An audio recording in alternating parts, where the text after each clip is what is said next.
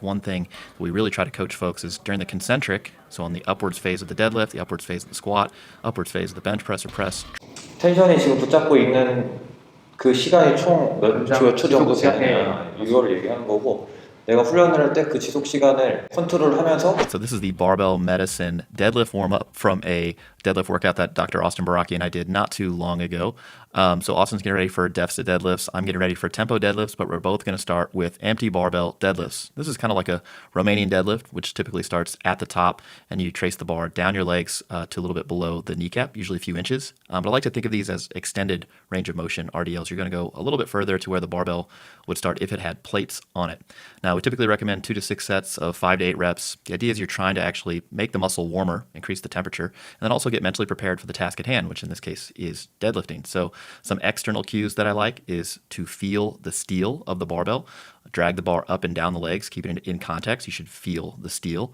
And some internal cues that I like are to initiate the movement downwards by pushing the hips back, and then also to stand tall at the top. We're not paying much attention here to what the back is doing, like am I in flexion, am I in extension, is this quote-unquote neutral spine?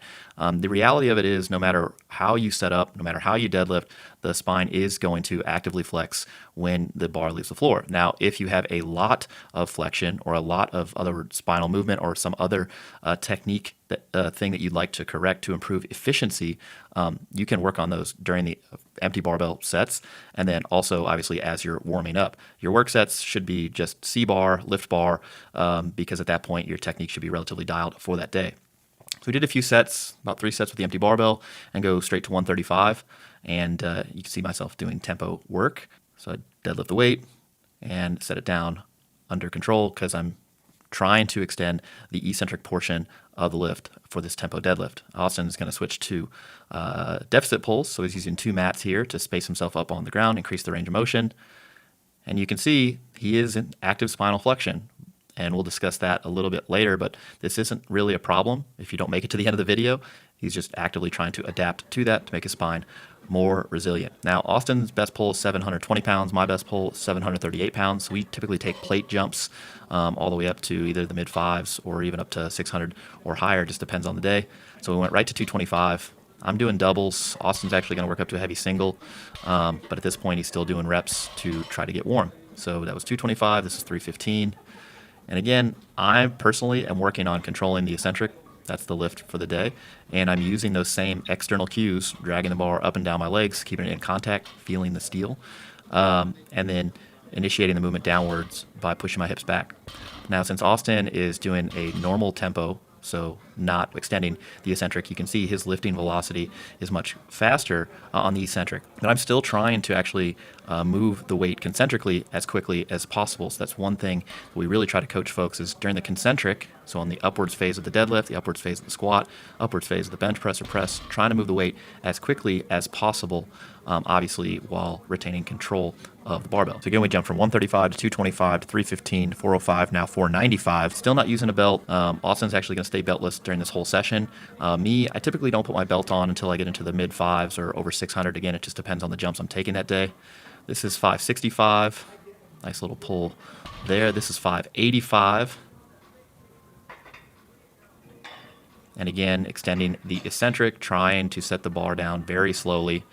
And typically my second rep ends up being slower on the way down because I kind of get into the groove. But we're only doing doubles here, so we'll try to clean up that first rep. Now, this is 600 pounds. This is Austin's top single, I believe, from the day. Again, beltless, off a deficit. And yeah, he was in some spinal flexion, but he can tolerate it just fine. And this is my top set, 660 for a set of 2. Again, trying to move the weight as quickly as possible during the concentric, even though I know I have to slow it down on the way down. So not as easy to do when you know you have to go slow. So the first rep was probably a little too fast for my preferences on a tempo deadlift, but now I get to go real slow. And that's pretty much our deadlift workout and warm-up. Yo. What's up? What's up, man? How's it going? So we basically just did our little deadlift warm-up. Well, we did the deadlift workout.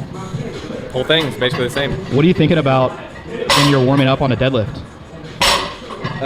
Not really a whole lot, to be honest. Right. I mean, I think we've both been deadlifting long enough that it doesn't take a lot of active thought. I think that one thing I do pay attention to, basically from the empty bar on up, is basically like how it feels in my hands.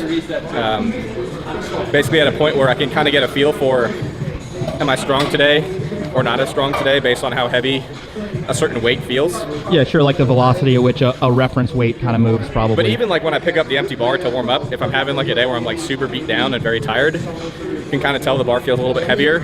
I don't necessarily base, a conclusion on that and say it's going to be a bad day, but I do take that into account and say I need to pay attention to how, 70 kilos, 120 kilos, whatever each jump that I take, how it feels in terms of, is it heavier than this normally feels? Is it lighter than this normally feels? Or is it about right? And then that helps me kind of calibrate and narrow down my ultimate weight selection for my top rep. Yeah, I don't want people to perseverate like on the how does the weight feel, like what am I going to do? But yeah, you're just using it the whole way up to kind of figure out like to converge upon your working sets for the day.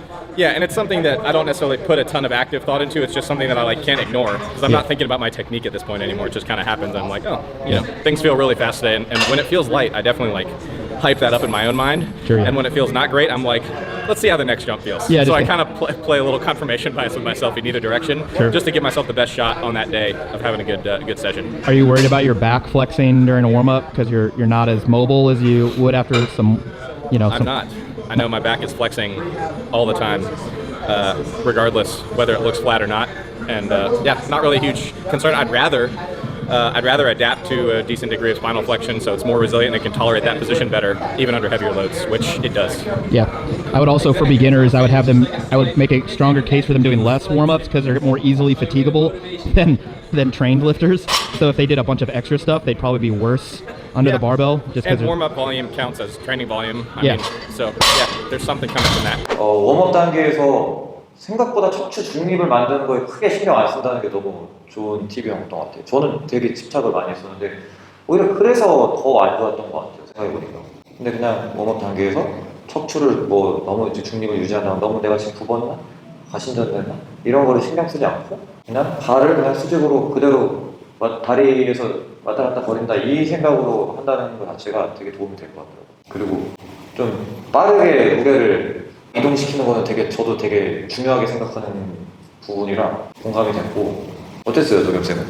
우선은 꽤나 높은 중량을 다루는데도 웜업 세트를 본 세트를 위해서 피로를 최대한 덜 축적하면서 큼직큼직하게 넘어가는 거를 저도 그게 굉장히 좋은 방법이라고 생각을 하고 있습니다. 맞아. 저도 좀 크게 넘어가도 된다고 생각하는 편이거든요. 네. 첫 세트부터 메인 중량을 다룬다거나만 하지 않는다면 뭔가 나쁜 느낌을 받은 적은 없었거든요. 오히려 60kg, 65kg, 70kg 이렇게 천천히 올라가면 더 피로해져서 메인 훈련에 지장이 생기는 경우도 있었어요. 그래서 요새는 많은 선수들이 또 팁을 많이 공유를 하니까 유튜브 상에서 대부분이 이제 웜업에서 단계에서 힘을 빼지 않는 쪽으로 이제 많이 트렌드가 가고 있는 것 같아서 오늘 영상도 참고하시면 되게 좋겠더라고요.